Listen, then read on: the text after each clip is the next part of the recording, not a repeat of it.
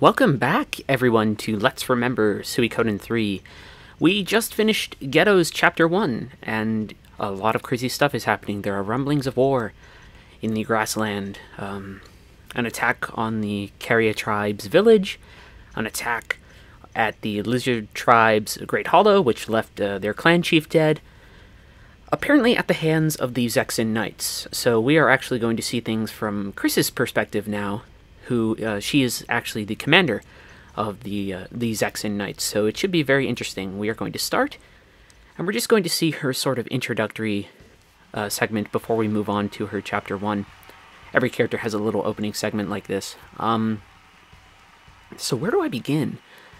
Chris is a very interesting character. She is one of my favorite characters in an RPG because of sort of what she represents within the game space. So Chris is a military leader in her nation, which doesn't necessarily mark her as different within the context of the series. There are plenty of female knights. We have Isabel in Suikoden 5. We have other major leaders. So Kika is a pirate lord in Suikoden 4. Suikoden 5 actually takes place in the Queendom of Falena, which is entirely matriarchal. Here, this is Zexin, so while Chris may not be sort of different within the context of the series, in the sense that she's a woman with military power, within the context of Zexin as a space, she is slightly different and tends to be underestimated because she is a woman. This is something more prominent within the manga, which I highly recommend if you can get a copy of it to read. It's pretty fun. It's pretty good. Fills in a lot of the backstory, but Zexin itself is a fairly patriarchal space, and Chris is somebody who has to inhabit that space, and she has to sort of play into those gender politics. So Chris is a character who is both a public hero, but also somebody that is sort of politically underestimated at times because of her gender, which makes her one of probably the best characters in an RPG for looking at these sort of things. I mean, there have been plenty of RPGs that have female characters. I said female, women, excuse me. Saying female and male is always very weird. But women characters who are in positions of military power. So in the Final Fantasy series, most people know, Final Fantasy VI has Celeste. She is an Imperial General. Final Fantasy IX has Beatrix, and even to an extent Freya. And then if we move out to that, we even have it in pretty recent Western RPGs. So Dragon Age Inquisition, we have characters like Cassandra, who really sort of is probably the closest thing that the West has ever come to having an analog to Chris as a character. Especially considering how certain male fans have responded to her, especially as a romance interest in the context of that game. It's sort of really uncomfortable and unfortunate. So it's nice to have characters within RPGs who are women that have military power, and it's nice to see sort of the conflict and the struggle that comes with that, because Chris is trying to live up to the expectations of the people. She's trying to live up to the expectations of those who underestimate her because of her gender, and then she's trying to sort of live up to the image she has in her head of her father, Wyatt, who was also a famous knight in Zexin.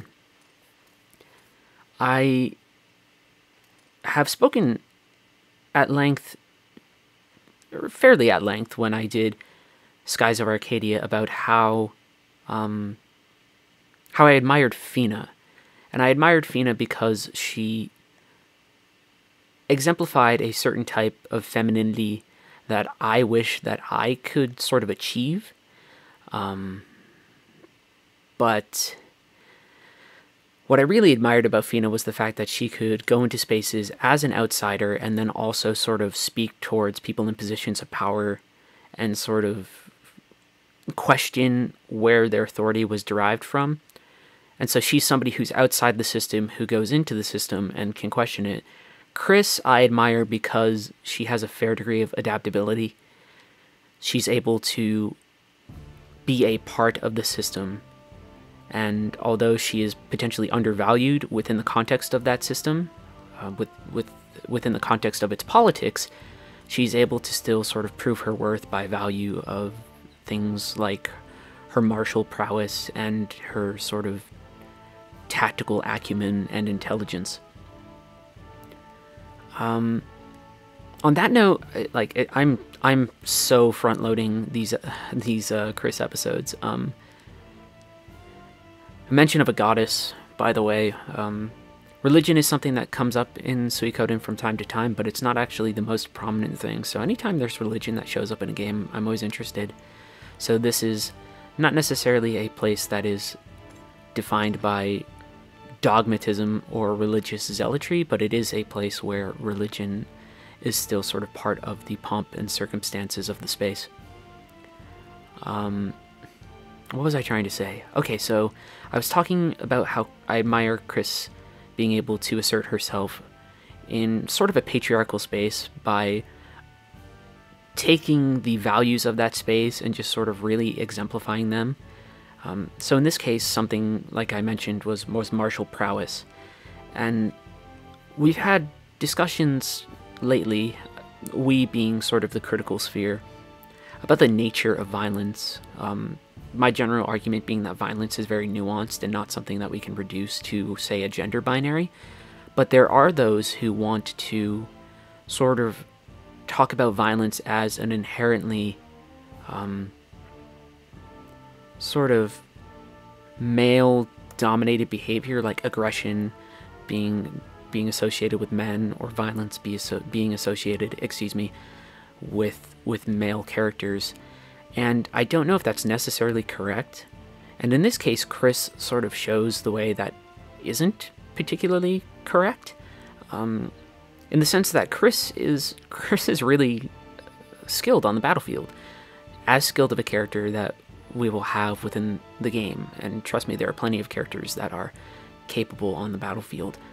But Chris is really damn good at what she does. She's really good at going out on the battlefield, commanding troops, and council member, excuse me, I'm sort of slurring my words there, said that, you know, rumors say that one cut of her sword can cut down 7 enemies. And I guess the thing I'm trying to get at is that with Chris, I can see a depiction of violence that sort of dismisses the notion that violence is this inherently masculine thing. Although we might want to think of aggression or things like that as inherently masculine, and I don't think that's necessarily wrong, but violence itself is it's a human characteristic, and martial prowess might be something that society might want to equate as with men, or turn into a masculine trait, but I don't think that is particularly correct. And the skill of characters like Chris or Cassandra or Beatrix sort of dismisses this notion, and having a character like Chris, I appreciate that the game does it, and I appreciate that the game puts her in such a prominent role as one of the perspective characters, as one of the 3 POV characters, because it lets us experience Zexen and sort of war, so both a political space and then sort of a battle space, through the perspective of a woman who's sort of both playing into those sort of masculine quote-unquote ideas, but then showing that she can approach them on her own terms. So this is sort of our first chance to deal with some of the politics, and one of the things you can do is basically acquiesce to the power structures around you, or you can sort of add a caveat. So Chris is dissatisfied right now, so let's see what that response is like. Certainly, but our request to hold a state funeral for our late Captain Galahad and Vice Captain Pelez has not been granted. she has a duty to the men that she has served with. Within the context of this, I believe that Galahad was her commanding officer, and so she wants to pay proper respects to those who have shown their bravery on the battlefield. But within Zexen, the council members don't want to sully their victory by reminding the public of the cost of that victory. So Chris is somebody who's very aware of the captainship that she will hold, of the burden that comes with, but she wants that to be to sort of come hand in hand with the respect for the people that she has under her command or that she serves alongside, where the council is this really sort of politically, not devious, right, but this politically manipulative entity that sort of wants to manipulate morale and sort of do questionable things in the service of maybe national propaganda. And Chris is a soldier who has to be caught up in that sort of behavior, or the behaviors of the people who are in charge, right, who sort of enable a national fervor and patriotism that will play into the conflict that will come later in the game once the war really kicks off. You know? And here we have the council members saying, you know, we expect a hero to do a hero's duty. A hero is eternal only if his life, remember, they're talking about Chris, and they use his as the modifier there, right? They don't say her life. They're equating heroship or martial skill and deftness again with a male, they're putting it as a male quality, and it shows sort of how disconnected they are from Chris to a small extent, right? Just through the use of a gendered pronoun. And Chris struggles with this notion that she has, you know, she's called the Silver Maiden, and she has this reputation around her that she both sometimes feels she did not earn, because her promotion is partially tied to the death of Galahad. Particularly in the manga, this is something that is really a point of discomfort for her, but also she struggles to live out what she believes is sort of proper knightly behavior that she projects onto herself through assumptions of what her father would sort of want her to do. So her absent father plays into a lot of how she feels in the space as well. Her nature sort of as quote-unquote other, based upon her gender as well, is stressed by the fact that all of the Knights of Zexen under command, the Great Knights, like there's 6 of them or something like that, they are all men. And so she is a woman commanding a unit of sort of legendary heroes who are all men. And this sort of makes her seem different. And now we are going into her house, so we looked at it briefly when we were running around his ghetto. Actually, we won't head in. I'm going to stroll around just because there's actually something else I want to show off that speaks to how she is perceived within Zexen, and I hope I can find them. So there are children in the street who will play make-believe, right, as the Zexen Knights, and I want to find them. I think they're over here, right? So here they are, yes. So there's Melville, I think there's Billy. I forget all their names, it's been a while. So they're stunned, right, to see her. Perhaps I cannot see it with... Alright, that dialogue threw me off guard. Apparently his name is Elliot, and he's very good at smelling things. Everybody has a talent, ladies and gentlemen. Don't deny yours. Well, let's see. And then this is Alanis. And so the children look up to her, but I think, I wish we could have seen it here, but I think you might be able to see it in Hugo's chapter, so we'll check it out then. When they play make-believe and pretend to be the Knights of Zexen, they sort of misinterpret Chris's position in that dynamic. They sort of see her as like the white mage type of character, to like a support character to the rest of the men. And it's interesting to have sort of a truth about the politics of the game space expressed through the behaviors of the children in the game space. I don't really know how often games do that. Just for the hell of it, I will save my game. I thought maybe sleeping would move the story forward, but hell, I'll save my game. Very good. Yes, here we go. It does move the story forward. So here they all are.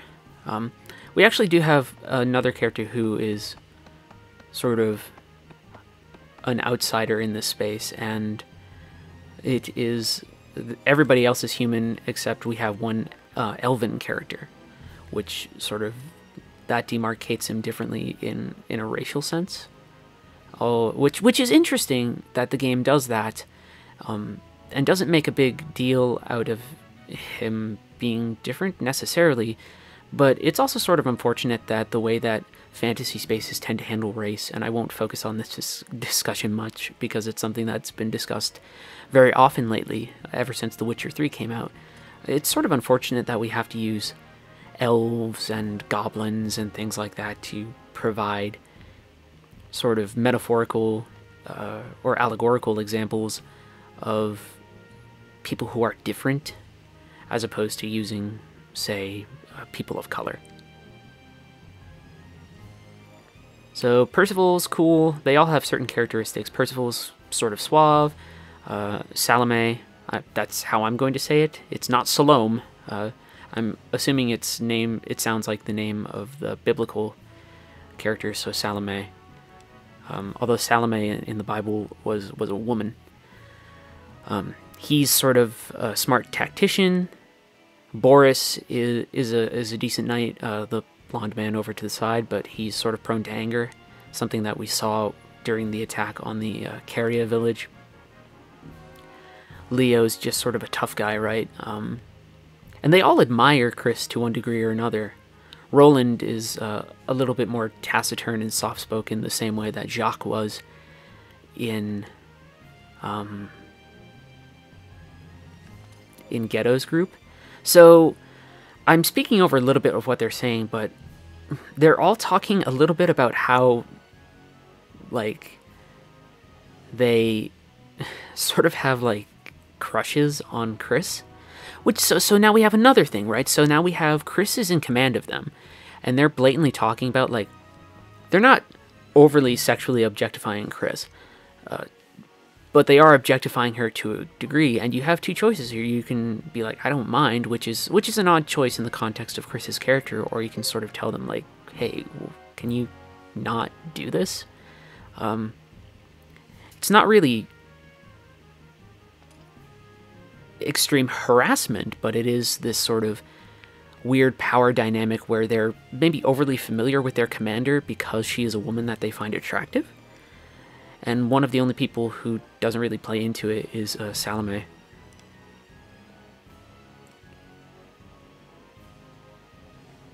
So we will head on the road. Leo and Percival will stay in Vigne del Zexe, and we will head out. Which is pretty dang good. Man, I am really front-loading Chris's chapter, but Chris offers us some of the most interesting things to talk about. Hugo offers us certain things to talk about in terms of... Hugo's interesting because he's a native character, right? The Grasslanders are all representations in vague allegorical senses of different sort of native peoples. So that's an interesting about Hugo. And Hugo's big thing is that he's going to travel and leave his village for the first time, and that's going to sort of affect things for him. Chris's big thing is sort of navigating the politics of the space that she's in, even though she is somebody who's in charge. So we'll move through the forest and to Brass Castle, and I think the forest should take us about the last 10 minutes of the episode. And I'm really excited that we're doing this. So we're on horses, so we can really move around the space. Chris's chapters are basically the easy chapters at the start of the game, because all of her squad mates are very competent. She's very competent. You can move around sort of the dungeon spaces easier. Although it's interesting that Salome is not mounted while everybody else is. Just a small observation, it's kind of funny. You can sort of imagine everybody else on horseback and Salome is just sort of running behind them. But it's not really mounted combat, but it's kind of cool that we are riding horses and it carries over into battle. There's a continuity there that I really enjoy. I enjoy when games offer continuity within their battle spaces, whether that is having their battle spaces reflective of the space around the characters, which Skies of Arcadia did a very good job of, and I mean most RPGs do a decent job of, but here it is actually tied to, like, I'm riding on a horse, so therefore in battle I will be on a horse, and I think that's sort of cool. I lost my train of thought. Oh yeah, difficulty. So Chris's chapters are sort of the easy chapters, Hugo's are sort of medium, and then Ghetto's are sort of the hard ones.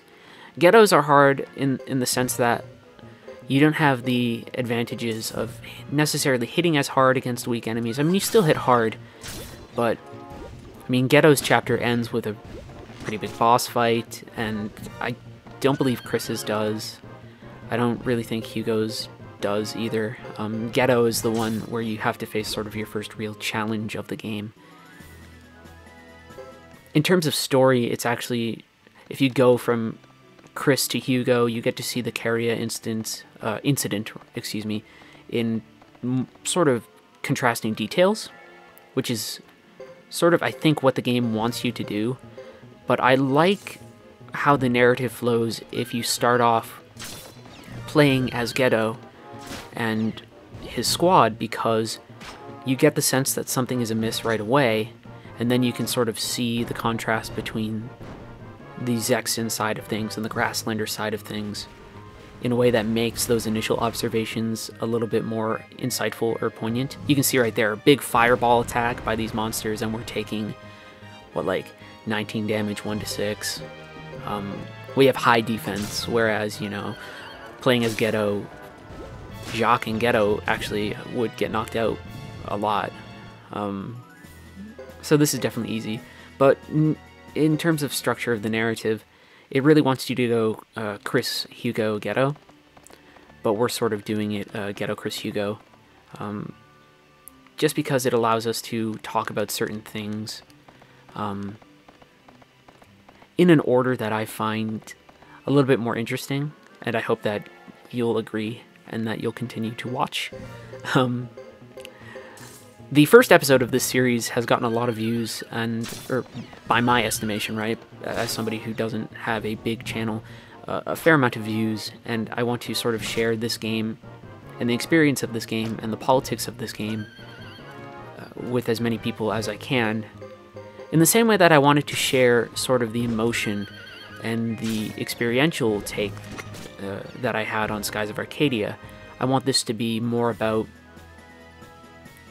the implications of spaces, the politics of spaces, the things that are revealed to us by playing as different protagonists.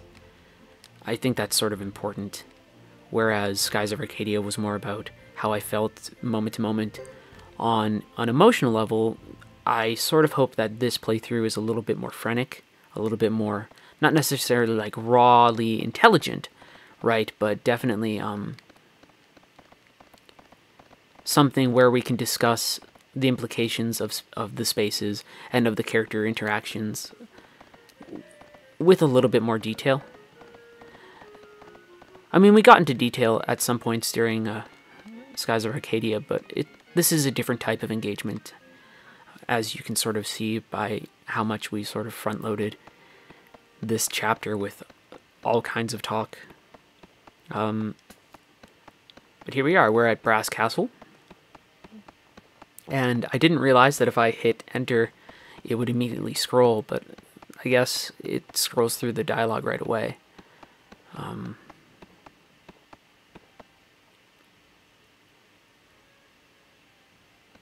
And the only thing that's really being discussed here is the urgency of not spending too much time at the Brass Castle. To my understanding. Right? And you'll see here that we bump into Lulu and Hugo, and also the duck there is Sergeant Joe. He's really cool. But we encounter one of the protagonists, one of the fellow protagonists, and we see the tensions here.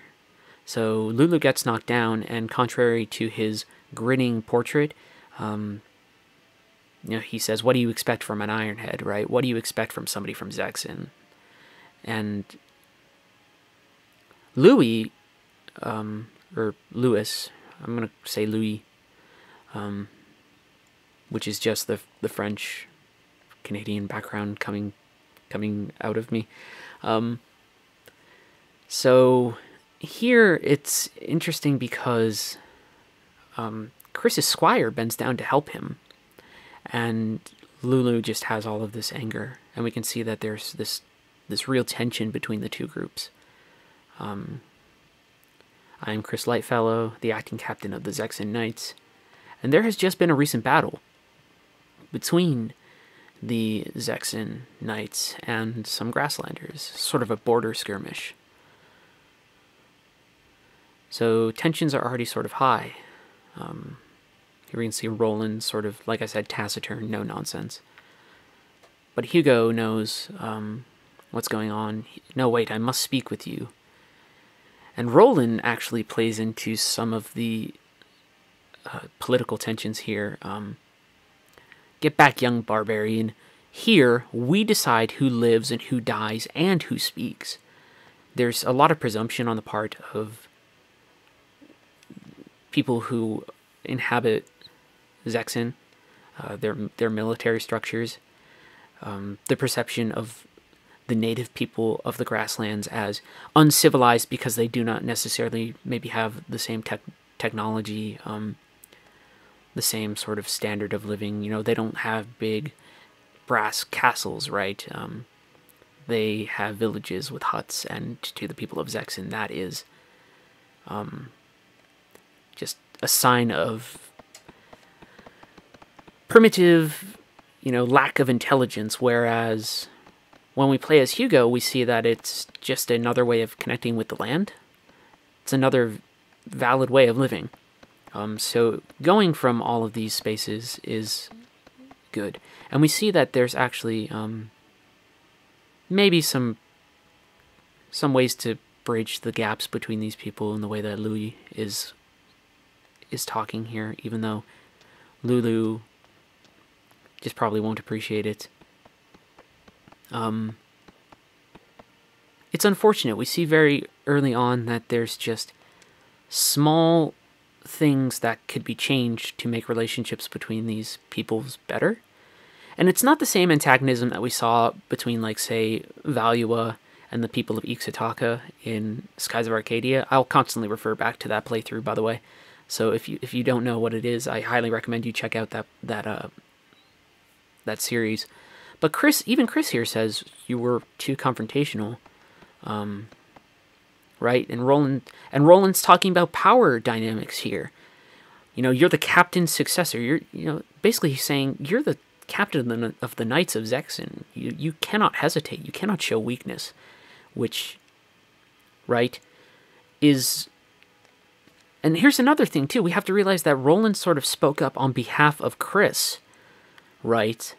Whereas Chris is the one in charge. right?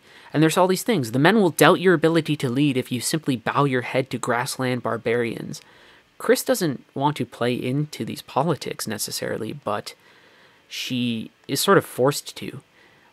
And she's forced to by the people around her, including her subordinates. Roland acknowledges that he's overstepped his bounds, but regardless of that acknowledgement, he still did, right? Chris is someone who's in charge almost just nominally at certain points, regardless of how competent she is. So we will get to the end of this. We're actually probably going to go a little bit over the 30-minute mark. So we will actually finish up the brass castle segment, but we'll take care of that. Chris is uncomfortable having a squire. She's not used to that dynamic yet. You know, a knight in training, she doesn't sort of like that, you know. And Chris feels an obligation to Louis too. You know, I must make a knight out of you, or your father will never forgive me. Here again, Chris is sort of bowing to the pressures of outside forces. I don't know if we ever understand the political clout that Louis's father has, but it must be pretty significant if his son is being assigned as the squire to the commander of the Zexan military. And so, you know, Chris is... that's another sort of political thing she has to deal with. She has somebody under her charge who is not necessarily a soldier, but she says that she has to live up to the expectations of somebody who's not a soldier, somebody who's at home in the capital, right? But their influence and power over her is still exerted even when Chris is out in the field, even when she's doing things that presumably Louis's father would never be able to do. So here we are at the end of this segment. We are in the brass castle, and we will go from there. This episode had a lot in it, which is cool. Chris's chapters give us a lot to talk about. Hugo's chapters will as well. Ghetto's were a little bit more about some mechanical things. Mechanics just meaning modes of interaction. How do I interact with the space? What do my interactions with the space mean? Here it starts to get really a lot more political. And also I'm going to do this. Woo, woo, woo, woo, woo. I will see you in the next segment. Thank you for watching. I love you very much. Bye.